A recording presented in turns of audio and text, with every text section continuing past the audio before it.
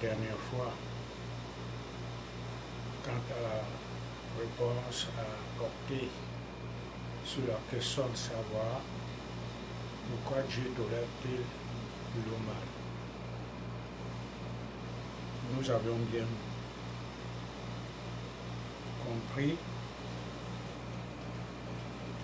qu'il y a toujours deux types de chaque chose. Donc le monde dans lequel nous vivons est projeté dans le processus de la réalité. Il y a certains qui voient la multiplicité, il y a certains qui doivent vibrer dans l'énergie de la multiplicité de la conscience. Il y a d'autres, malheureusement, sont tout petits, vivent dans l'unité. Ceux qui vivent dans l'unité ne se posent pas de questions, savoir pourquoi Dieu tolère le mal. Puisqu'ils voient Dieu dans toutes choses, et donc tout est parfait pour eux. Alors que les autres, ce n'est pas du tout ça. Le monde tel qu'il est doit être comme il est. Parce qu'il a été dessiné par le Créateur pour qu'il essaie d'être comme ça, pour qu'il soit comme ça. Quelle que soit l'ignorance de l'individu, ça ne pourra rien changer. Et c'est pour cela que nous allons essayer de développer le monde aujourd'hui encore tel qu'il est. Pourquoi est-il comme ça? Nous voyons et nous vivons tel qu'on nous le dit, 8 milliards d'habitants, et pourtant dans les écrits sacrés, le divin qui crée toutes choses nous fait comprendre qu'il y a deux types d'hommes dans ce monde. C'est ce que nous allons essayer de voir. À partir de ce moment-là, on comprendra que l'homme n'est pas responsable de ce qui se passe dans ce monde. Il n'est que l'outil qu'on utilise pour que les choses soient comme ça. Que dit le divin? Dans Galates, chapitre 13, verset 19, par exemple. Nous allons essayer de voir Galates, chapitre 13, verset 19. Il dit, pour mieux comprendre le jeu cosmique, comment il s'est produit pour donner les résultats que nous vivons aujourd'hui, essayons de prêter attention à la lumière de ce que dit le Créateur. Sache que Prakriti, ou la nature, et Purusha, l'esprit, sont sans commencement.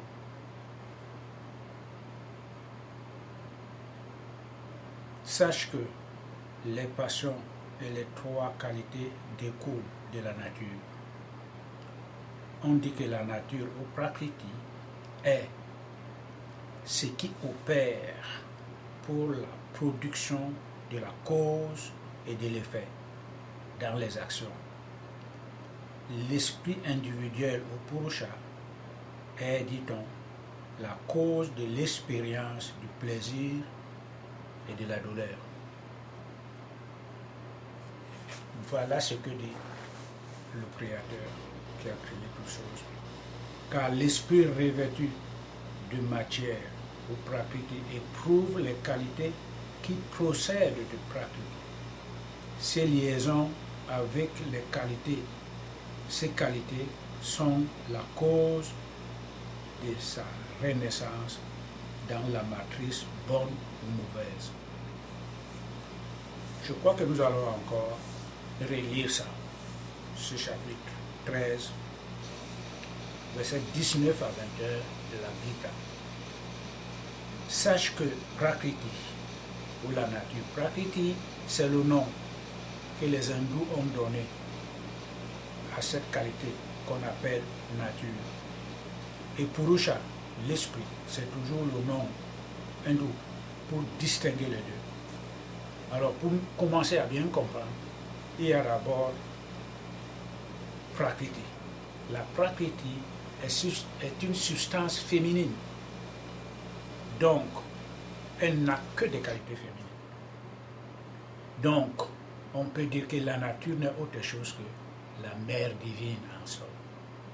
Et cette nature qui est la mère divine, dans ce monde, est baignée par son énergie qu'on appelle la Maya. C'est ça, la Prakriti. Et le Purusha, c'est une substance masculine. Le Purusha, on a donc deux éléments qui se dégagent du même processus de la dualité, l'homme et la femme. La femme, qui n'est que l'énergie créatrice qu'on appelle Prakriti, embobine ce monde, dans son énergie qu'on appelle la Maya. Et Purusha, qui est l'esprit qui habite dans l'homme, est emporté dans cette Maya et qui se révèle être donc la résultante ou l'expérience des actions produites par Prakriti. Parce que c'est elle l'énergie créatrice, c'est la mère divine, la nature, l'âme du monde. C'est elle qui crée. Et l'esprit, qui n'est autre que son aspect masculin, est dans ces corps qu'elle a créés. Et toutes les formes de la nature de l'esprit qui est embobinée dans ce corps jouit les résultats de l'action produite par la mère divine qui est la nature. Donc, quand l'esprit est combiné avec la nature, ça donne les résultats que nous avons dans ce monde. Et la multiplicité devant laquelle nous pouvons vivre au quotidien donne les résultats individuels, collectifs et universels. Donc c'est la nature qui donne l'action et non l'homme. Et cela s'étend au-delà de l'homme, les dieux et les pouvoirs. Ce n'est que Prakriti qui produit les actions de tout un chacun. Nous l'avions déjà exprimé, mais il était encore très très important cette fois-ci de citer une référence spirituelle qui est la Gita. Voilà alors d'où nous nous trouvons aujourd'hui. Voilà alors l'état dans lequel le monde se trouve. La mère divine qui crée toutes choses a planifié de manière à ce que ce que je dois faire, elle qui est dans ses corps sous l'aspect de l'esprit et qui est en même temps embobinée par la Maya, donne au quotidien ce que cette forme d'âme qui n'est autre qu'elle doit faire au quotidien. Alors là, c'est pour ça que vous allez dire à quelqu'un de ne pas faire ceci, il le fera toujours. Pourquoi? Parce que l'esprit qui est en lui le domine. Il ne peut pas le contrôler. C'est ça, alors, la conscience de la multiplicité. Parce qu'on ne peut pas comprendre. On va faire des efforts pour ne pas faire ceci. On va essayer d'aller à l'église tous les jours. Mais on va toujours et toujours s'étonner pourquoi ça ne change pas. On va se coucher le soir. Et puis avec une détermination ferme, comme quoi je ne dois plus insulter quelqu'un. Je ne dois même plus m'énerver quand il y a quelque chose qui se produit. À l'instant même qu'on a mis le nez dehors, il y aura la première tentation, ce serait quelqu'un qui va vous choquer. C'est comme ça l'univers cosmique. L'homme ne peut rien contrôler. Il n'est là que pour subir ce que la nature lui donne. Et c'est pour cela que dans la Gita, chapitre 16, verset 6, on va encore lire ce chapitre. Dans la Gita, chapitre 16, verset 6. On va voir ce que dit le Seigneur.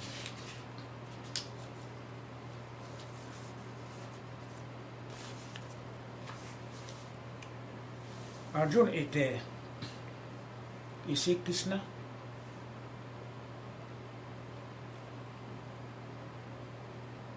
Parlait avec Arjuna. Il donna les instructions à Arjuna, tout en lui révélant sa nature et ses devoirs dans la société.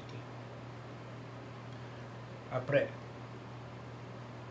il lui révéla sa divinité à Arjuna pour qu'il essaye de comprendre que quand bien même il le prend pour son beau-frère, il est son ami, mais il est le divin qui crée toutes choses. Mais même jusque-là, Arjuna n'est pas capable de se déterminer en lui-même de l'approche du divin dans son comble. C'est impossible pour un être humain. Quand la nature ne l'a pas encore décidé, rien ne pourra se faire. Et c'est pour ça que Arjuna était donc obligé d'écouter ce que Krishna lui dit, en lui révélant que dans ce monde, il y a deux types d'hommes. Essayons d'écouter ce qu'il dit. Dans la Gita chapitre 16, verset 6, il dit: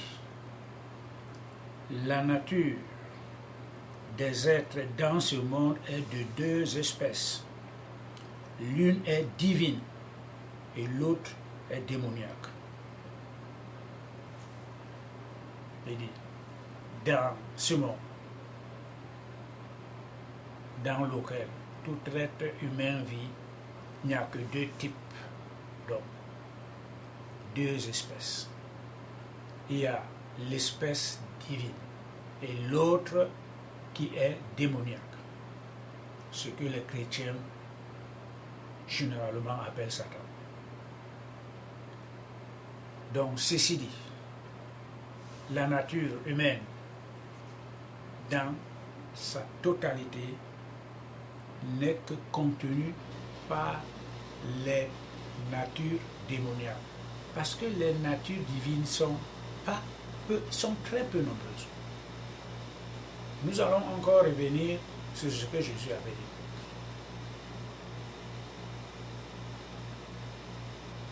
La nature démoniaque, Krishna le révèle à Arjuna dans ce même chapitre. C'est très long.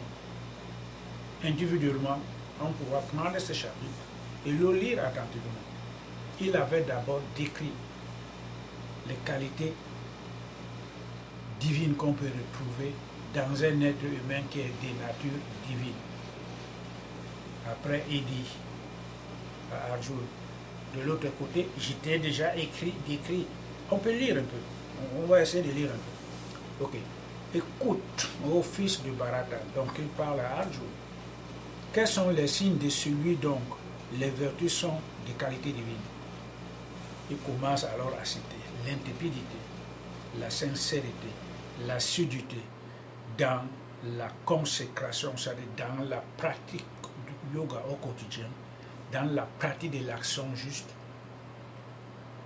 Il faut l'assiduité, la générosité, la maîtrise de soi, la piété et l'aumône, l'étude, l'austérité et la droiture, la non-violence, le respect de la vérité et l'absence de colère, la résignation, l'égalité d'âme et le silence sur les défauts d'autrui, la compassion universelle, la modestie et la douceur, la patience, la puissance, la force d'âme et la pureté, la discrétion, la dignité, le pardon des offenses et l'absence d'orgueil.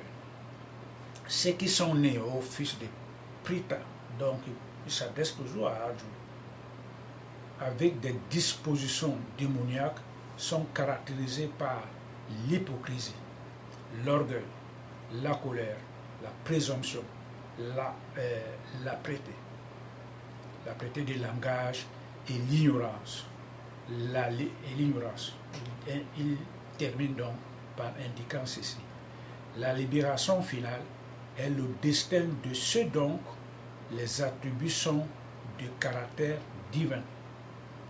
Tandis que le destin des êtres à la disposition démoniaque, nés pour partager le sort des Asuras, est l'assujettissement continuel à la naissance mortelle. Alors il dit donc à Arjuna, ne sois pas un peu inquiet pour tout ceci parce que toi, tu es de nature divine. Le monde tel qu'il est, étant complètement dominé par la naissance des Asuras, tout le monde que nous voyons autour de nous a un aspect démoniaque. C'est une nature démoniaque. C'est ça la nature. Et c'est pour ça qu'on dit qu'elle est plongée dans le noir. Et c'est pour ça que dans la Bible, on nous demande de ne pas l'aimer, ni les choses qui sont contenues, parce que ce n'est que la production, ce n'est que le produit des Asuras. Ce n'est que la production démoniaque. Ce monde tel qu'il est ne peut pas être autre chose. Et c'est pour ça, au lieu donc de s'étonner prochainement, quand on voit les guerres ici, les guerres économiques là-bas, il y a les plus grandes selon eux, et qui essayent d'appauvrir les pays, qui peuvent peut-être essayer d'émerger et de faire subvenir aux besoins de leur population. Non, il faut les primer, il faut les menacer, il faut semer le désordre sur le plan social pour provoquer des guerres civiles. C'est ça le monde. On ne peut pas avoir autre chose que ça. On ne peut pas voir un individu éclairé dans la magnificence de ses actes divins. C'est un peu rare, c'est très rare dans ce monde. C'est très rare. Il n'y a que ce que nous venons de citer. La jalousie autour de nous, l'imposture autour de nous, les grands discours, l'orgueil, l'expression de l'ego sur tous les plans. C'est ça qu'il y a dans ce monde. Alors, pourquoi s'étonner de l'état de ce monde actuel dans lequel nous vivons? Il n'y a pas autre chose qui puisse être présent que ce que nous produisons. Pourquoi? Parce que la nature, à travers nous, produit une somme logique d'un karma universel. Et ça ne peut donner que les produits que nous avons. Donc, ce que la nature me donne comme pensée va donc engendrer l'action matérielle, ne serait-ce que cette pensée. Je vais penser à ce que celui-là ne progresse pas. Je ne vais même pas dormir la nuit parce que je suis complètement rongé par la jalousie. Ces pensées vont engrossir le lot cosmique universel sur le plan de la négation. Et qu'est-ce qui va se donner comme produit et résultat? Il n'y aura que les guerres, les tribulations, la prospérité pourra toujours manquer, ainsi de suite, c'est ça. Mais est-ce que l'homme, parfois, il s'étonne par rapport à certaines actions produites? Alors, s'il était l'auteur de tout cela, il pourrait essayer de dire quand même que j'ai fait ça hier, demain je ne le ferai pas. Mais c'est impossible. Il va toujours continuer à le faire. Sans s'en rendre. Pourquoi? Parce que dans la Gita, dans la même Gita, la mère dit que ma loi, elle est écrite dans le cœur de chaque créature sur la roue universelle du temps. Tu vas dire que demain je ne fais plus ça, mais le moment arrivé, tu vas te lever pour le faire. Ça veut donc dire que la nature telle qu'elle est le produit de la pensée divine. C'est elle la mère qui a créé ce monde. C'est elle celle qui sait où l'amener. Et c'est elle celle qui sait comment contrôler les résultats. Donc, l'action individuelle est inclue dans l'action collective universelle. Celui qui se détache de ça n'a rien compris encore. Donc, ce que je fais ne provient que de la nature. Et c'est elle seule qui sait les résultats qu'elle escompte pour chacune de ces petites actions ne puisse être pour tout un chacun de nous. Donc maintenant, quand on est des natures, par exemple, divines, cela ne se propulse pas comme un volcan qui s'est réveillé. Non. Il faut la progression de ce que Krishna appelle l'assiduité dans les études, l'observation de la pratique au quotidien de l'adoration de la mère, ça doit être impliqué en tout un chacun qui veut réellement se détacher de l'action démoniaque. Parce que l'action démoniaque, quand on ne pratique pas, on pourra bien beau s'asseoir et écouter aujourd'hui, ah ça va être très beau. C'est pour ça qu'on dit qu'il y a au moins 10 000 qui entendent le son, 1000 qui se lèvent, personne n'arrive. Pourquoi? Parce qu'ils sont de nature démoniaque. Et c'est pour ça que, ici, Christ a dit qu'ils sont nés et déterminés à être morts pour la renaissance, toujours. Mais c'est lui qui est de nature divine, dans sa naissance. Il va s'asseoir sur l'intrépidité. Cette force est cosmique et inhérente à lui. Il va tomber, il va se relever. Il va chuter, il va toujours essayer de... Il va toujours se poser des questions. Ah, j'ai été dans telle religion, mes parents m'ont conduit là-bas, ce n'est pas vrai, il faut que je change. Il faut que je vois l'expérience cosmique se manifester devant moi, parce que j'ai envie de connaître Dieu.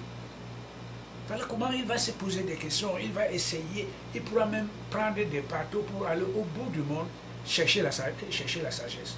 Voilà la différence de celui qui est de nature divine. De par ses naissances, et cela va se produire de vie après vie. Ce n'est pas pour la première fois que cela pourra se manifester. Cela devra se produire plusieurs vies. Alors et alors, toutes les portes devront donc maintenant s'ouvrir pour lui, pour acquérir la connaissance libératrice finale. Et ce sera sa libération. Mais à partir du moment où on ne cherche pas à savoir comment je dois faire, donc, aussi longtemps que ces questions ne se révèlent pas en soi-même, on doit se révéler être de nature démoniaque. Ou bien on fait des choses à la légère, ainsi de suite, ainsi de suite. Ça ne donnera pas grand-chose quant à sa propre libération. Donc, on commence d'abord à partir de la naissance normale, de tout être normal, des tendances démoniaques. Ah oui. Cela a été exprimé dans la Bible. On l'a lu, on le lit plusieurs fois, mais seulement on ne veut pas comprendre. On ne peut pas comprendre. Okay. Au commencement, Dieu créa les cieux et la terre. Cela est écrit. La terre était informe et vide, avec l'obscurité. Donc la première manifestation divine de l'absolu en la matière, c'est le démon. Et pour ça qu'on dit globalement dans la Bible qu'ils se dressent contre le reste de la création. Pourquoi? Parce qu'ils ne veulent pas qu'il y ait le contraire du mal, puisque leur tendance ne serait rien qu'à faire le mal. Leur tendance, c'est l'inévolution. Quand vous haïssez quelqu'un, vous vous plantez tous les deux. Les deux personnes qui haïssent ne progresseront jamais. Et la nature essaie toujours de les mettre ensemble pour transcender ça, mais ils n'arrivent pas à comprendre. Pourquoi? Parce que la tendance démoniaque, elle est absolue. Elle est sublime. Peu rien. Donc, chaque nature humaine dans ce monde matériel est dorénavant de nature démoniaque.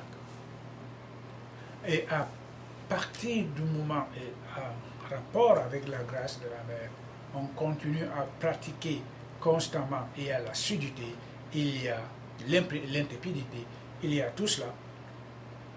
Alors, vers la fin, la mère va te montrer ta vraie nature profonde. La première, c'est le démon. Le colosse va sortir. À ce moment-là, on ne peut pas comprendre d'où il vient, mais vers la fin, on comprendra. Et ça fait de la joie en le réalisant, qu'il sort de soi, de là à l'intérieur. Le colosse peut avoir 6 mètres de haut. En 2 pas, il traverse la chaussée de 12 mètres. En 2 pas seulement. Et il est nu, sans chevelure, sans sexe. Il est réellement colosse. Ça fait de la joie. Et quand on le vit, quelque temps après, naîtra en soi l'identification spirituelle. Ça, c'est le premier cas de l'évolution de conscience. C'est le premier pas dans l'évolution de la conscience pour celui qui est de nature divine. il faut qu'il découvre d'abord sa nature démoniaque. Et il va vous appeler, non pas par votre prénom, mais par votre nom maternel. Comme disent les Américains, le last name. C'est avec ce nom qu'il va vous appeler. Vous pouvez avoir peur au premier temps, mais vers la fin, la nature vous révélera que non, c'était vous. C'est vous. Donc, il y a d'abord l'aspect démoniaque qui tend à voir ce qui se passe dans le monde. Et après, donc maintenant, la nature divine commencera à prendre part à partir du moment où on réalisera cette identification de l'esprit. La nature commencera alors à faire ses propres progrès vers le changement, vers la naissance d'une nouvelle personnalité qu'on appelle l'âme divine ou la personnalité divine en soi.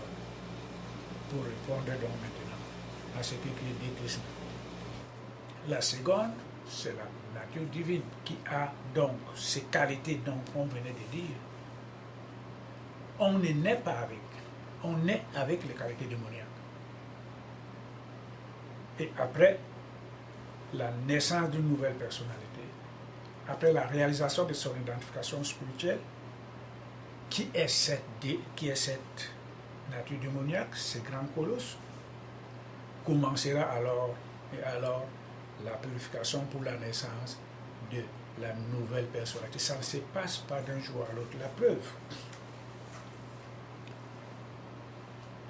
dans Matthieu chapitre 18, verset 3, non, on va lire d'abord au premier chapitre, au premier verset du chapitre 18. À cette heure-là,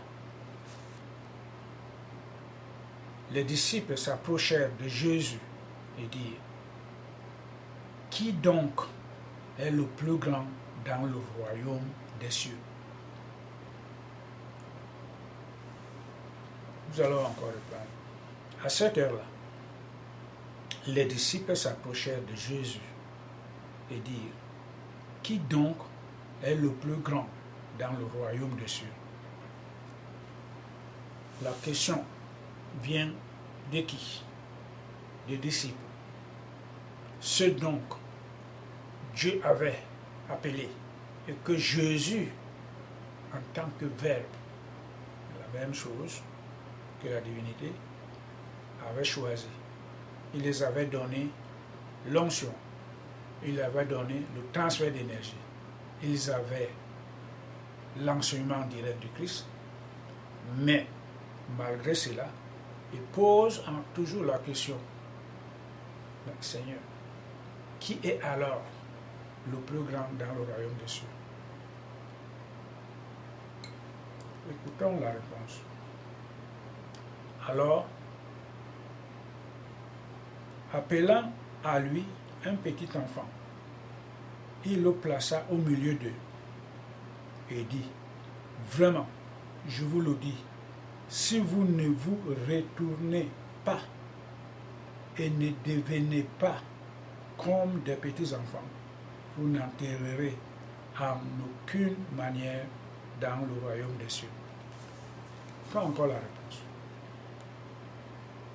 Seigneur, qui est alors celui qui peut être grand dans le royaume des cieux?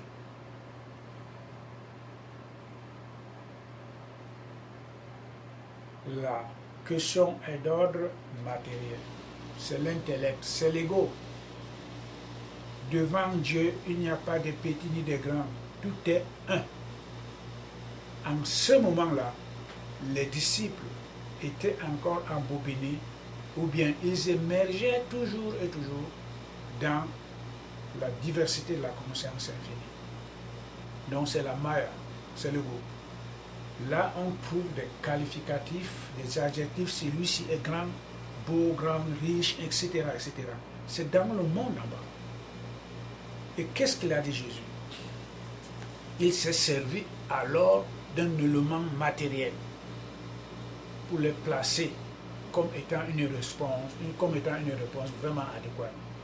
Si vous ne vous retournez pas en cet état de l'enfance qui est parmi vous, vous n'entrerez en aucune manière dans le royaume des cieux.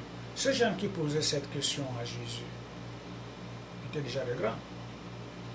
Certains parmi eux avaient déjà des femmes et des enfants. Comment un adulte de 35 ans doit se retourner comme cet enfant? Donc, la lumière de la réponse à Jésus n'était pas là en ce moment quand il est parlé. Mais c'est plus tard qu'il apporta la lumière en disant qu'à moins qu'on ne naisse d'eau et d'esprit, on ne peut pas hériter le royaume des cieux. Ce n'est donc pas en se retournant, étant adulte, comme un enfant. Comment? Mais c'est d'abord impossible. Parce que le Créateur a posé 3 étapes de l'évolution dans la matière. L'état de l'enfance, l'adulte et celui du vieux en retour. On ne peut pas transcender les 3. L'enfant ne représente qu'un état de conscience. Et les attributs qui y sont liés à l'état de l'enfant, c'est ça qu'on retrouve dans la qualité divine la plus pure.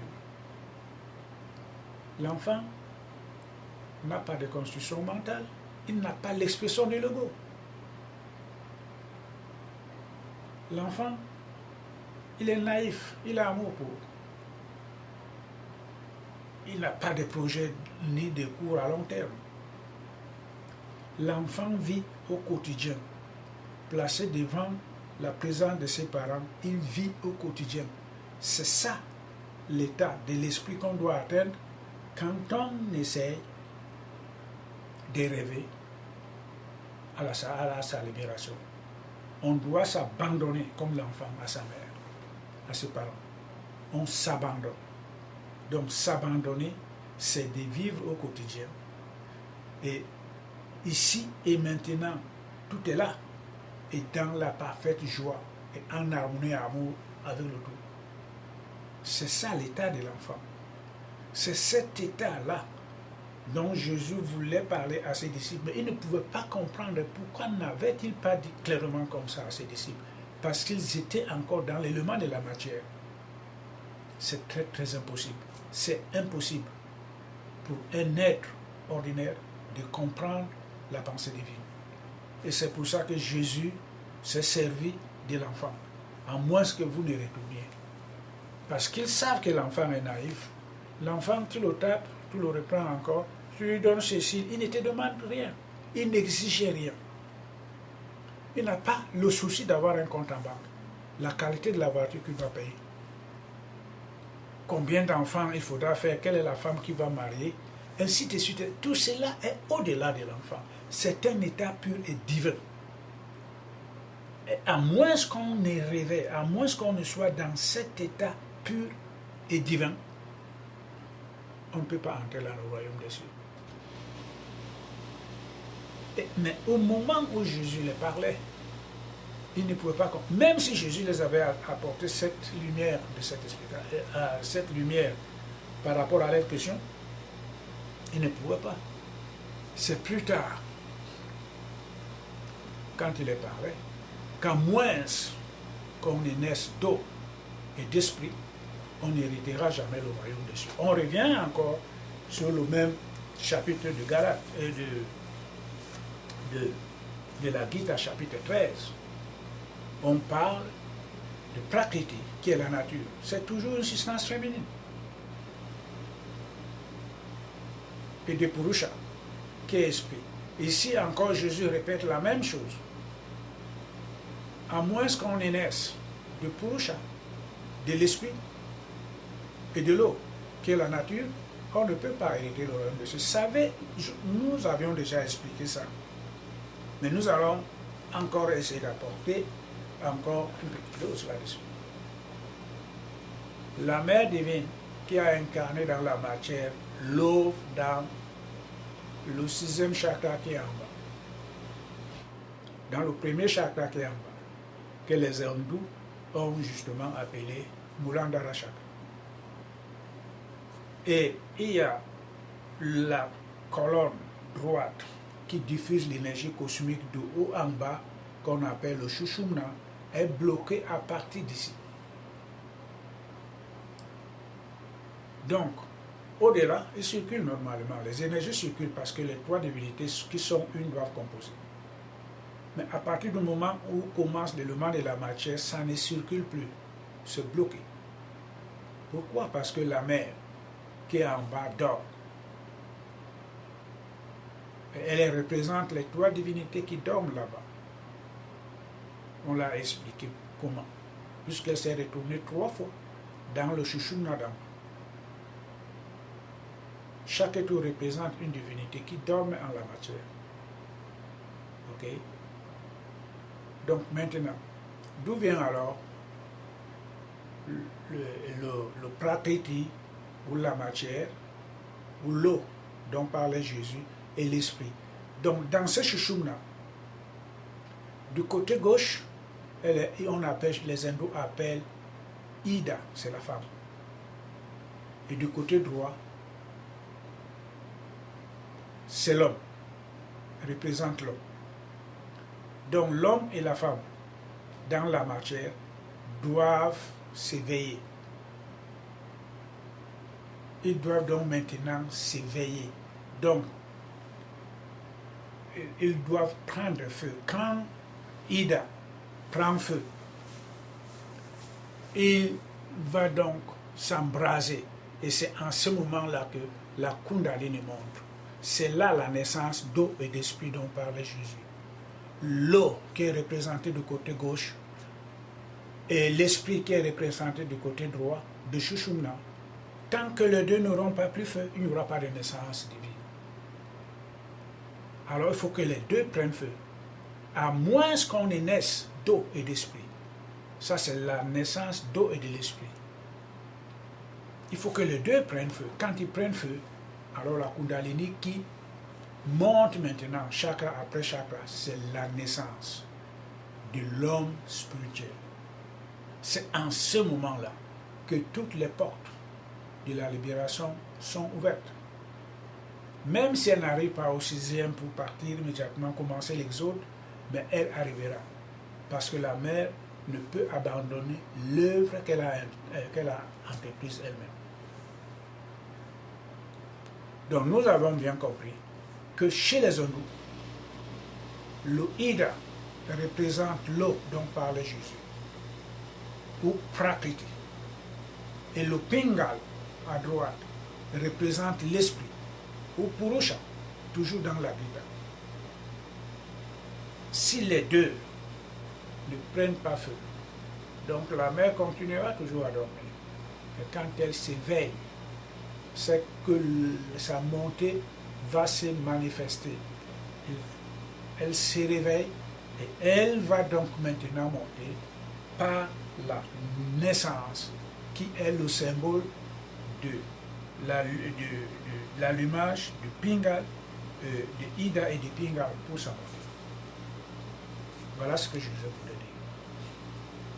Donc, au premier temps, aussi longtemps que les disciples n'avaient pas encore assisté à ces phénomènes, ils ne pouvaient que leur parler sur les exemples de l'enfant. Mais ils ne pouvaient même pas comprendre ce que c'est que ce dont voulait Jésus, ce dont voulait dire Jésus en prenant l'exemple de l'enfant.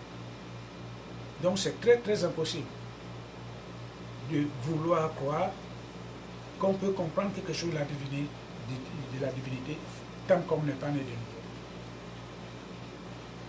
Et aussi longtemps qu'on n'est pas né de nouveau, il faudra attendre pour comprendre. On restera toujours et toujours dans cet état de purification lente pour pouvoir se manifester un jour une naissance, des nouvelles naissances qui viendront pourront donner peut-être accès à la naissance divine. Pourquoi? Parce que ça ne se produit pas du jour au lendemain. Il faut toujours et toujours travailler. Ceux qui l'ont eu ne peuvent même pas comprendre eux-mêmes en combien de vies ils ont été dans l'assiduité, dans l'imprétidité de faire des choses qui poussent toujours les amener vers l'avant. Il ne peut pas comprendre. Il faudra peut-être qu'ils aient la grâce de la mère de s'asseoir devant un maître. Un Sadguru, comme on dit bien en hindou, qui vit l'esprit. Parce que quand tu es devant lui, il sait d'où tu viens et combien de temps il te faudra peut-être pour incarner, pour réaliser. Quand bien même tu n'as même pas encore eu l'éveil de la conscience, il le voit. Donc Jésus savait tout ça, c'est pour ça qu'il les avait choisis. Parce qu'en eux, il y avait une essence divine. Il ne pouvait pas prendre n'importe qui. La preuve, ceux qui étaient n'importe qui, ils étaient partis. Ils étaient partis. Parce que quand on est de nature divine, on est toujours et toujours appelé à s'orienter vers ce qui est négatif. Donc, les inclinations divines en soi, c'est pour que tu naisses et que tu meurs. Il n'y a pas de libération. Et on l'a dit dans la Gita. Ils naissent pour mourir. C'est ça la naissance démoniaque. Donc Jésus les avait appelés, lui qui est le divin, qui habite en eux. Il sait qu'ils sont de nature divine. Quand bien même, ils peuvent faire ce qu'ils sont en train de faire là maintenant, mais il viendra un temps où il y aura une explosion de l'esprit qui va donc maintenant les permettre d'avoir cet éveil de conscience et de réaliser la divinité. Ça, c'est... On ne peut rien contrôler soi-même. On ne peut rien contrôler. Donc, quand Arjuna avait donc bien compris qu'il n'était pas de nature démoniaque et qu'il était de nature divine, donc il a dit à Krishna, ok, je vais donc maintenant me battre. Et merci de m'avoir révélé cette connaissance. Et tu m'as remonté mon découragement. Maintenant, je vais prendre mon épée pour aller combattre contre eux. Pourquoi? Parce que la nature divine, elle peut accepter l'enseignement et la mettre en pratique. Mais la nature démoniaque, ce n'est pas ça. Ce n'est pas du tout ça. On peut être là aujourd'hui avec les maîtres. On peut faire beaucoup de choses que les gens vont admirer, mais après quelques temps, vous allez retourner encore dans l'obscurité. Pourquoi? Parce que c'est la nature démoniaque qui vous domine. On pourra vous allez vous détourner complètement de toutes les compagnies de lumière. Pourquoi? Parce que ce n'est pas de votre nature. Vous allez même insulter celui qui met beaucoup plus d'énergie pour votre réussite, parce que ce n'est pas ça votre nature. Vous vous en foutez de ça. Aujourd'hui, on peut être un peu en haut. Par exemple, on a entendu parler d'un maître qui est là, on va essayer de le voir. Mais les prochaines vies, qu'est-ce que vous en savez? Est-ce que vous avez pu mettre en relief toutes les énergies reçues par ces maîtres au cours de cette vie? Si oui, vous allez continuer. Mais si vous avez pétiné, prochainement, vous allez encore vous retrouver dans des profondeurs de ténèbres. C'est ça la loi de la Maya. Dans les profondeurs, il faudra encore plusieurs vies pour que cette vague qui est au fond remonte encore à la surface pour dire, ah, j'ai entendu parler d'un maître qui est là-bas. Et après, ainsi de suite. Ainsi de suite. Donc, le monde, tel qu'il est, n'est pas le produit de l'homme. Nous l'avions bien dit. L'individu, qu'est-ce qu'il va faire? Celui qui essaye de s'approcher vers la mer, il n'y a que la pratique. Quand on pratique au quotidien, la mer accorde l'intrépidité vers la fin. On commence à être régulier dans ces pratiques. On commencera vers la fin à se sentir même dans la Lévitique, pour commencer à vous montrer que vous ne perdrez pas votre temps pour rien. Je suis réellement celle que vous adorez, et celle que vous adorez n'est réellement autre que vous-même. Je pourrais vous compasser sur tous les plans. Il y a les autres qui reçoivent ces expériences-là. Il est assis en méditation. Il est en Lévitique. Il ne sait pas où se trouve. Il n'est pas sur le sol. Il est dans le vide. Et ça peut lui prendre beaucoup de temps pour qu'il redescende. Et ça fait une grande joie de commencer à se sentir d'être un avec la mer. Voilà d'abord le premier point. Le second point, c'est que nous venons de dire que dans cet univers qui n'est composé que des actes et des éléments démoniaques, et si on n'essaie pas de faire le contraire, d'être comme eux, nous serons pareils comme eux. Donc ce n'est que la pratique du yoga au quotidien qui nous amènera à commencer à voir les frontières entre les démons et les devas. Ce n'est que la pratique au quotidien. Pourquoi? Parce que quand on s'assoit pour pratiquer la mer, pour adorer la mer, elle nous couvre de beaucoup d'obstacles. Elle commence à nous assurer au quotidien sa propre protection.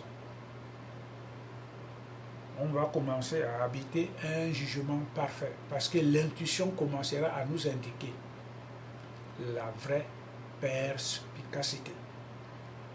Ce que nous devons prendre et ce que nous ne devons pas. Parce que quand on prend tout main dans la même poche, finalement, on commence à être trop lourd pour ne pas s'avancer. Alors ce n'est que l'intuition de la mère qui va nous dire « Ah non, ne parlez pas avec celui-ci. Ça n'a rien à te donner. » Essaie d'être un peu juste humble. On commence à cultiver toutes ces qualités. L'humilité, elle est très très importante, sans laquelle on ne peut pas atteindre la mer. Et au premier temps, avant, on ne peut pas avoir tout ça. Mais ce que la mère nous demande, si tu ne peux pas m'adorer par cette forme de yoga, va m'adorer par celle-ci. Si tu ne peux pas m'adorer par celle-ci, va m'adorer par celle-là. Mais ceux qui sont de nature démoniaque ne font rien du tout. Et quand on essaye de s'approcher vers la mer et qu'on est en contact avec ces gens de nature démoniaque, on ne peut, et la défaite est claire, la défaite est assurée, on ne pourra rien faire. Pourquoi? Parce que l'élément de la matière, elle est lourde que l'élément de l'esprit. L'esprit est vif et humble. Quand de l'autre côté, on va commencer à ronfler comme un vieux moteur, oui, tu fais ceci, la personne qui essaie de faire va avoir peur, va se taire. Prenons un exemple pour une femme qui essaie de réaliser que sa vie ne dépend que de l'adoration de la mère et que le monsieur, lui, s'en fout tout cela. Mais sa défaite est assurée parce que, premièrement, elle ne pourra pas essayer de s'impliquer normalement. Pourquoi? Parce qu'il y a des pesanteurs à côté. Elle aura peur du divorce, elle aura peur de beaucoup de choses. Ça, c'est ça que disait encore Jésus dans la Bible, que si ton œil droit est un obstacle, il faut autant le casser que d'être là, avec aller dans les ténèbres pour toujours avec tes deux yeux. Donc ces obstacles sont là. Mais ces obstacles ne sont représentés que par les éléments démoniaques. Parce que ses propres envies, c'est l'ennemi numéro un. Son ego, c'est l'ennemi numéro un. Il y a tout, quand on essaie de voir tout cela, on ne peut pas s'en sortir. Le monde que voici est difficile. Et c'est pour ça qu'on trouve que, à juste titre, que Dieu n'est pas là pour sauver le monde, puisqu'il l'a conçu pour qu'il soit comme ça et être détruit vers la fin. Alors on ne doit pas s'occuper de celui qui ne veut pas comprendre cela. Dieu ne sauve pas tout le monde. Non, c'est faux. Ce n'est écrit nulle part. Hein, oui. Et même s'il y aura un saint qui viendra nous le dire, nous autres, on ne va même pas l'écouter. Dieu ne sauve pas le monde. Dieu sauve l'individu qui cherche à être à son niveau.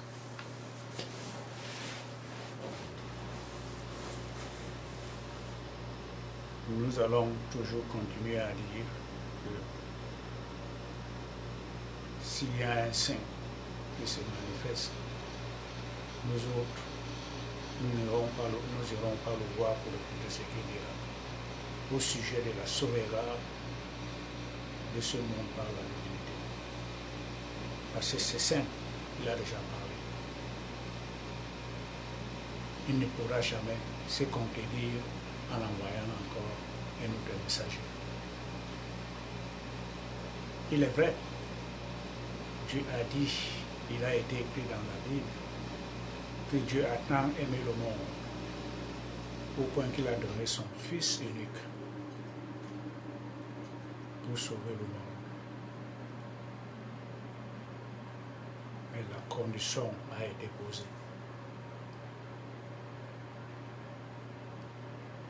C'est celui qui aura cru en lui qui sera sauvé, et non toute la masse.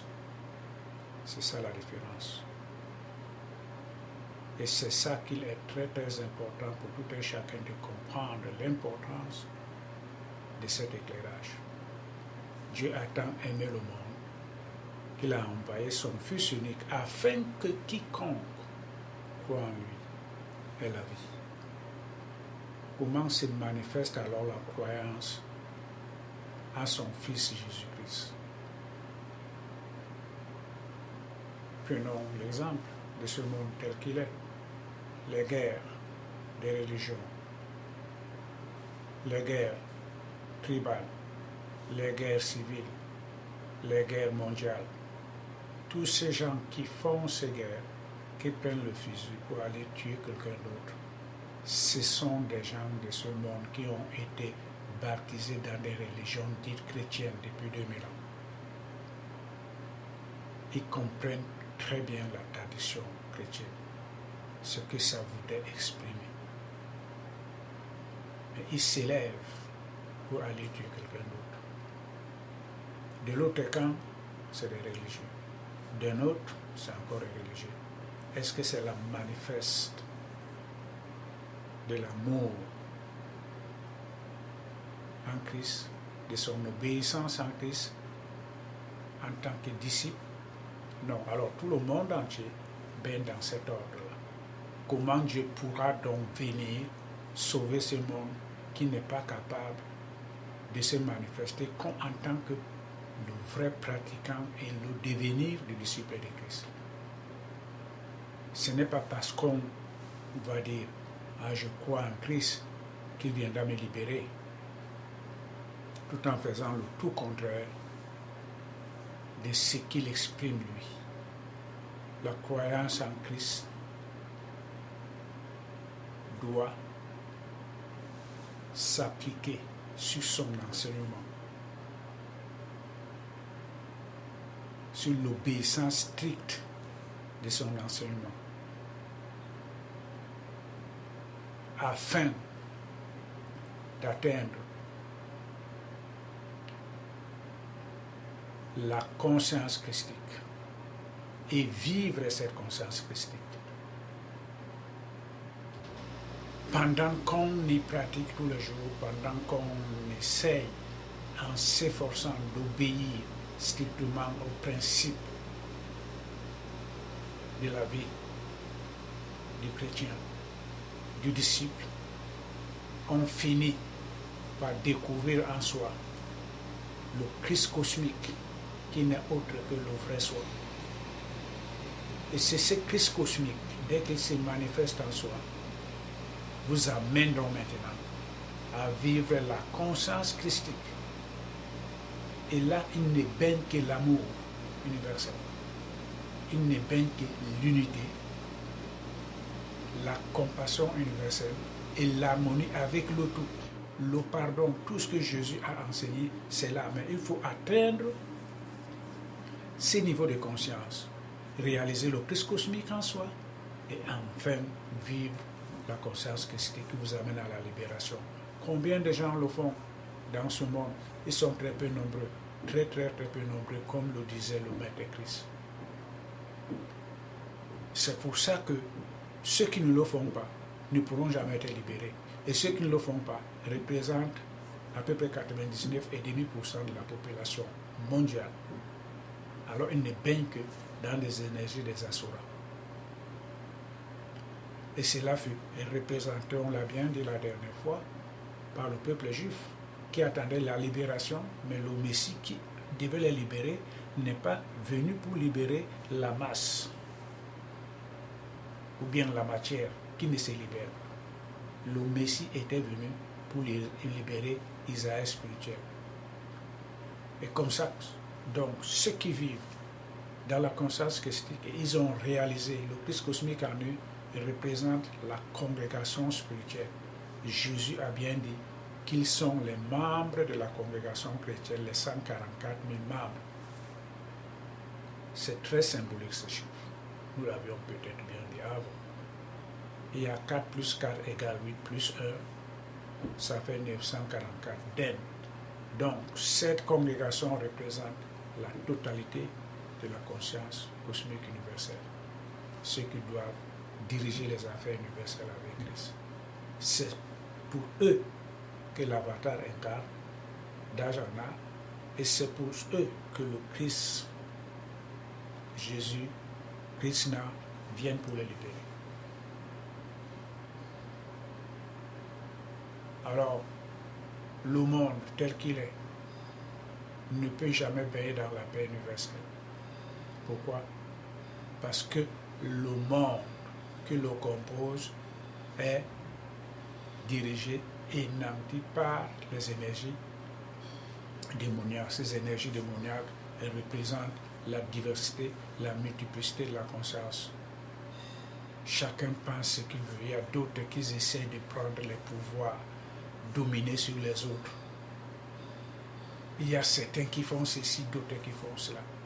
Et pendant ce temps, ils pensent qu'ils vont atteindre le haut pour parvenir, par exemple, à composer avec l'ordre cosmique universel. Mais c'est complètement impossible. Pourquoi? Parce que l'apôtre Paul disait, je peux tout avoir, je peux tout faire, je peux exprimer les magnificences des œuvres grandioses, ressusciter les morts, faire tout ce qui n'est même pas possible pour un être humain ordinaire. Mais si je n'ai pas l'amour, je ne suis rien devant Dieu. Comment Dieu peut-il venir alors libérer le monde qui n'est rien pour lui? Puisque tout le monde, nous voyons au quotidien les résultats de ce monde, les résultats du karma mondial, ce qui se passe autour de nous. Comment Dieu viendra alors libérer ce monde qui n'est rien de lui? Pour exprimer l'amour, ce n'est pas ce que nous voyons. Si on exprimait l'amour, il n'y aurait pas eu de guerre. Si on exprimait l'amour, il n'y aurait pas eu de ségrégation raciale, il n'y aurait pas eu de guerre tribale, il n'y aurait pas eu tout cela. Mais pourquoi pas? Parce que l'ordre divin a établi que c'est comme ça que les choses doivent être. Donc la question de savoir pourquoi n'intervient pas dans les affaires de la terre, ce n'est pas notre problème, nous les hommes. C'est l'affaire divine. Et nous disons encore une fois de plus que tout ce que Dieu fait est parfait. Alors s'il laisse les choses comme ça, c'est selon son jeu cosmique, c'est selon son plan. Et c'est pour ça que le monde tel qu'il est baigne dans le noir. On se bat dans le noir, on reçoit les coups, on crie, on donne aussi l'autre cri, et c'est ainsi de suite. Pendant 70 secondes, la durée moyenne d'un être humain, il part et revient encore. Jusqu'à ce que les âges terminent. On rentre et puis on revient encore. Donc le monde tel qu'il est n'est pas le dessein d'un homme, ni sa pensée. C'est le dessein divin qui s'accomplit au quotidien. Et il n'a pas écrit cette histoire, il ne l'écrit pas au jour le jour. Cette histoire a été écrite avant la fondation du monde. Et nous ne pouvons que subir ce qu'il y a. Et on ne peut même pas se dégager soi-même. Parce que tout dépend de lui, encore. Quand l'apôtre Paul dit, si je n'ai pas l'amour, je ne suis rien devant Dieu. C'est vrai, pourquoi? Parce que l'être humain ne peut atteindre la divinité aussi longtemps qu'il ne baigne pas dans l'amour absolu. Et cet amour absolu, on n'ira pas le chercher comme un manteau dans un supermarché. Il faudra qu'il y ait la grâce immense de la mère divine en la personne, qui va donc maintenant poser sa main sur la personne, le sortir de l'eau, commencer donc maintenant à la purifier au quotidien, jusqu'à ce que cette personne devienne l'homme spirituel que la mère pourra utiliser pour le bien-être de l'humanité. c'est comme un vase qu'elle prépare pour les œuvres grandioses, pour le processage. Alors, cela ne se fait pas personnellement. C'est un choix, et c'est une grâce, et c'est un don. Parce que quand l'apôtre Paul dit, si je n'ai pas l'amour, l'amour c'est quoi? L'amour c'est l'âme divine, c'est l'âme universelle, c'est la mère, la Mahakali, comme disent les hindous. C'est elle qui est l'âme, et c'est elle qui est cet amour, parce qu'elle n'est qu'amour. Quand on l'a, on exprime l'amour, et quand on ne l'a pas, on exprime de l'ego, son illusion. Alors il y a les autres qui vont s'empêtrer à la recherche de pouvoir, croyant qu'ils sont un avec Dieu, c'est vrai, mais les dieux sensoriels, les dieux du monde des sens. Parce que ce qu'il y a ici, c'est aussi là-bas. Ils n'ont pas la vertu de l'immortalité. Donc, ils préfèrent se contenter de ces petits peu qu'ils appellent pouvoir, alors qu'ils n'ont pas l'immortalité. Après un certain temps, ils seront obligés de renaître encore dans ce monde, recommencer à zéro. On a eu un maître qui avait construit un ashram dans une grande forêt. Il avait des disciples. Il était un maître du monde sensoriel. On avait bien dit que même jusque-là, on peut devenir Dieu et demi-Dieu. C'est-à-dire, l'être humain doit transcender l'état normal d'un être humain ordinaire. Voilà, on commence à le transcender jusqu'à, pour ceux qui ont la grâce de réaliser l'immortalité, et pour ceux qui peuvent attendre, vont rester peut-être atteindre le rang de Dieu, vivre dans le monde de Brahma, renaître ici, et les autres travailler avec les élémentaux qui sont encore ici dans ce monde matériel. Ainsi de suite, c'est infini. Alors ce maître, lui, il avait conçu son ashram. Et il était tranquille là-bas avec ses disciples, mais plein d'orgueil. Il croyait avoir la suffisance parce qu'il a eu de certains mérites par le yoga pratiqué. Alors, quand Ram incarna pour tuer Ravan, il fallait que la mère incarne pour faire tout le travail que devait accomplir Ram. Alors la mère s'était rendue en brousse. Elle construit son ashram là-bas. Elle commence donc à faire ses rituels. Les disciples de ces maîtres s'en vont donc prendre de l'eau. Ils vont rencontrer, ils vont trouver une belle femme qui est là en train de méditer. Ils vont rendre compte à leur maître. Le maître dit que ça ne peut pas être possible. La femme ne peut jamais venir dans la forêt se méditer toute seule. Qui lui a appris tout ça? Au lieu qu'il essaye de prendre patience et d'aller observer lui-même sa journée devant la prendre des renseignements, parce qu'il a un petit pouvoir, il commence seulement à menacer la mer. Je t'ordonne d'arrêter ta méditation, je t'ordonne de venir te prosterner devant moi pour que je te donne les bénédictions. Alors la mère était fatiguée. Il lui dit, mais mon fils, pourquoi tu ne peux pas être calme? Il ne veut rien comprendre. Il veut maudire la mère. Il envoie son pouvoir, ça n'atteint pas la mère. Et puis la mère lui dit, tu sais, finalement, je vais reprendre ton pouvoir. Il a pris le pouvoir de monsieur. Et le monsieur essaie donc maintenant, si c'était réel, il n'y a plus rien. Il devient comme un homme. Il redevient homme ordinaire. Voilà. C'est comme ça que ça se passe chez eux. Parce que tout ce que tu as, c'est le pouvoir. Tu n'as plus rien d'autre. Et ce pouvoir-là est limité en somme. Après avoir réalisé en lui-même que son pouvoir est terminé, est pris et repris, alors il s'allonge alors devant la mer, il s'allonge, il se met à la supplier, il dit à la mer de lui accorder la grâce de devenir son disciple. Comme la mer est immense dans son amour, il lui redonne encore le pouvoir qu'il avait. Et puis il lui dit, mon fils, cultive l'humilité. Cultive l'humilité. Alors il est devenu le disciple de la mer. C'est comme ça chez eux. On cherche le pouvoir oh, celui-ci n'a pas bien contrôlé son pouvoir, on l'a mangé, ou bien il est devenu fou, celui-ci a fait ceci. Si tu aimes quelqu'un, si tu as l'expression de l'amour, est-ce que tu peux penser engager une action qui va aller nuire ton prochain?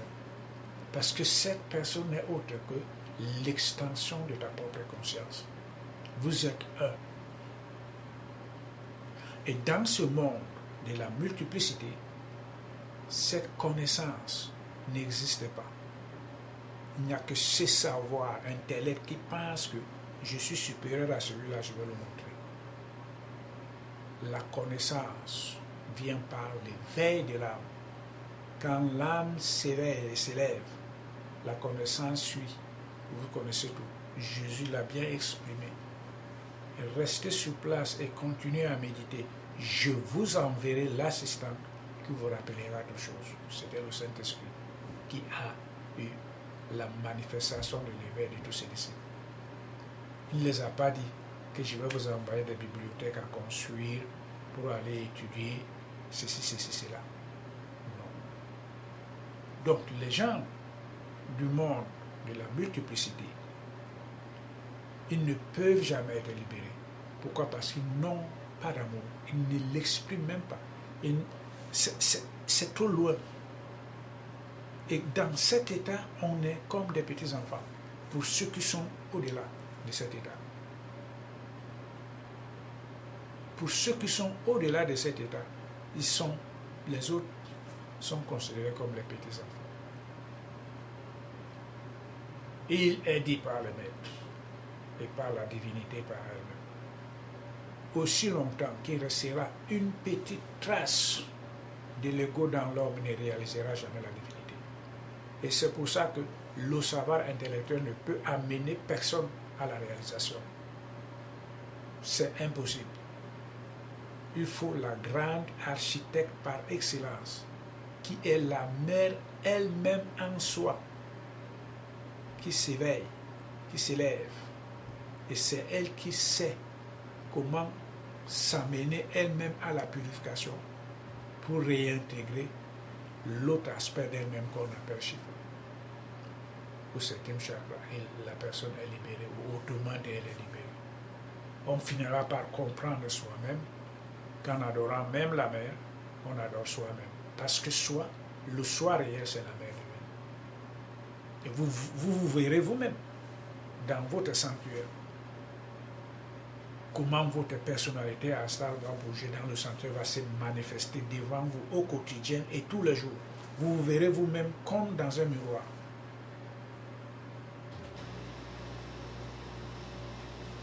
Il n'y a donc pas de comparaison. Cela exprime de l'ego. C'est le savoir.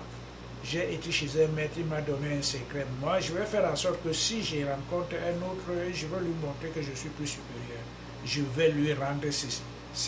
Quand on aime, on n'exprime que de la bonté. Quand on aime, on est loin de comprendre, d'imaginer même ce genre de choses. Et pourtant, on a la force de le faire. Quand on envoie une énergie pour assoyer quelqu'un, à l'instant même, la personne reçoit l'énergie. Quand bien même, il peut être même dans des sous-marins atomiques, il reçoit l'énergie. Et c'est cette même énergie qui peut faire tout ce qu'on peut vouloir. Seulement, on n'exprime que de l'amour. Pourquoi? On ne peut pas envoyer l'énergie, faire le contraire. Parce que la créativité relève de l'amour.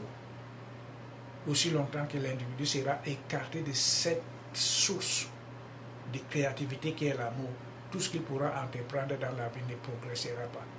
Il se crée et il se trouve dans l'illusion de croire que j'ai réussi au fond. Ce n'est pas ça. Alors, si toute créativité relève de l'amour, comment peut donc alors penser nuire quelqu'un d'autre? Alors c'est comme ça alors que ce monde est tel qu'il est. Ceux qui sont appelés à vivre dans l'unité de la conscience sont au-delà de ce monde. Ils commencent à le voir seulement comme un jeu cosmique, la Maya. Et ils se désintéressent de tout ce qui se passe désormais dans ce monde. Quand bien même ils y sont physiquement, apparemment, mais ils n'y sont plus. Ils n'y sont plus. Et c'est pour ça que le disciple de Christ, qui était même son frère, qu'on appelle Jean, il a écrit dans 1 Jean, n'aimez pas le monde. Il s'adressait à qui? Il s'adressait aux élus. Parce que ceux qui ne le sont pas sont incapables de sortir du monde de la multiplicité. C'est impossible, c'est une énergie qui les caractérise, qui les domine. Il faut qu'ils soient là. Parce que quand on se sent un avec le tout, on ne peut pas penser au mal. Quand on se sent un avec le tout, on ne voit que la main divine dans tout ce qui existe. Ou autrement dit, on se voit soi-même dans tout ce qui existe. Sur la plante, sur la bête, sur l'eau, sur le vent, l'air, tout. Tout ce qui existe, vous êtes vous-même. Parce que vous avez réalisé la connexion avec l'absolu, avec l'infinité de la conscience universelle. Vous êtes cela. Vous êtes infinity. Vous êtes l'infinité de la conscience. L'infini de la conscience. Vous ne devez donc plus séparer. Si vous séparez, vous ne réaliserez jamais la divinité. Parce que la divinité est tout cela. J'aime celui-ci, je n'aime pas celui-là. Ça ne marche pas chez eux là-bas. Dans le monde 1 de l'unité de la conscience. Ils ont tout. Ils sont tout ce qui existe. L'ennemi ou l'ami, c'est la même chose pour eux. Et c'est la mère divine, dans son évolution, dans sa manifestation en soi-même, pour le bâtissement de la nouvelle personnalité qui amène étape par étape ce changement d'âme, ce changement de l'être qui était ordurier, qui était démoniaque, à devenir parfait. Le mental qu'il utilisait, le mental démoniaque qu'il utilisait, doit maintenant changer en mental divin. Et cela ne se passe pas pour un seul jour. Cela se passe du jour au lendemain. Vous sentez vous-même le changement. Hier n'est plus comme celui d'aujourd'hui. Étape par étape, jusqu'à la parfaite purification. Et ceux qui ne sont pas sur cette classe-là, dans cette classe-là, ils ne peuvent que baigner dans la diversité de la conscience où je suis différent de l'autre, je ne connais pas. D'abord, je n'ai pas à m'occuper. Je dois seulement m'occuper de mes affaires. C'est ça. C'est-à-dire que je me sens différent de l'autre. Alors que quand on est dans cet état-là, il n'y a que l'ego qui s'exprime avec tous les résultats qu'on voit dans ce monde. C'est ça là, le résultat. C'est ça la raison d'être ce monde, de la multiplicité. Parce que chacun exprime ce qu'il veut. Alors ça donnera quelle sauce si on pouvait manger cela. Personne ne pourra la manger. Il croit aimer Dieu, c'est beau. Il croit servir Dieu, c'est très très beau encore. On a conçu des temples, des cathédrales, il y a des écoles secrètes, il y a des écoles initiales. Tout ça c'est bon. Mais aussi longtemps que ça marche sur la diversité de la conscience, on n'est rien du tout devant Dieu. L'apôtre Paul l'a dit. Parce qu'on ne manifeste pas l'amour. On ne peut manifester l'amour sans l'avoir être. Il faut donc lever la conscience primordiale pour que cet amour se manifeste. Et vous devenez un avec l'âme divine. Et cette âme divine étant amour, vous êtes obligé de l'exprimer. On ne vous demande pas. Vous vous sentirez obligé. Arriver à ce niveau, c'est comme vous allez vous poser vous-même des questions. Comment cela s'est fait? Vous aimez tout. Vous aimez tout. Et ce n'est que là qu'on s'approche de la réalité divine. Mais de l'autre côté, dans le monde de la diversité, on sépare. Alors quiconque sépare n'atteindra jamais la divinité. Parce que quelque part, il est écrit que Dieu a créé tout. Et il habite dans tout ce qu'il a créé. Alors, celui qui vient donc maintenant séparer, c'est qu'il ne comprend pas ce qu'il fait. Il n'atteindra jamais la divinité. Il pourra continuer là-dedans, dans ce qu'il fait, Avoir les pouvoirs, c'est bon. Il pourra même transcender l'état d'un homme ordinaire, ça c'est encore bon. Mais il reviendra. Quel que soit le temps passé, il sera obligé de revenir ici, au centre. Commencer encore à prier pour sa libération. On peut aller aussi loin qu'on peut aller sur l'horizontale. Gauche ou droite, on sera obligé de revenir ici pour monter. Sinon, on restera sur l'horizontale. C'est la diversité de la conscience. Et cela exprimera toujours le monde tel qu'il est.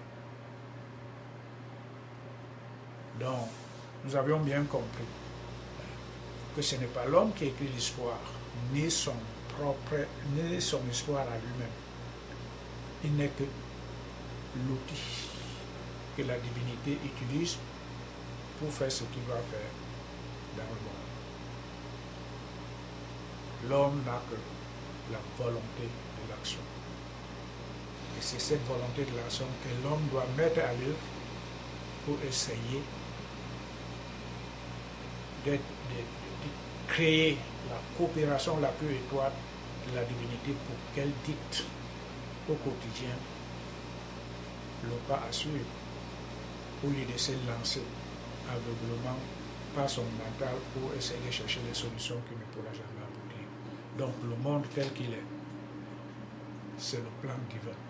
Et tout un chacun de nous représente la destinée de cette divinité. Prochainement, nous allons apporter encore la lumière sur d'autres versets, sur d'autres passages bibliques et de la Gita pour savoir l'homme tel qu'il est. Nous avons vu le monde tel qu'il est et comment l'homme peut-il s'amener à découvrir son destin et commencer alors à servir la divinité sur le plan le plus parfait. C'est ce que nous allons voir prochainement. Que la mère bénisse tout le monde. Merci de l'avoir fait.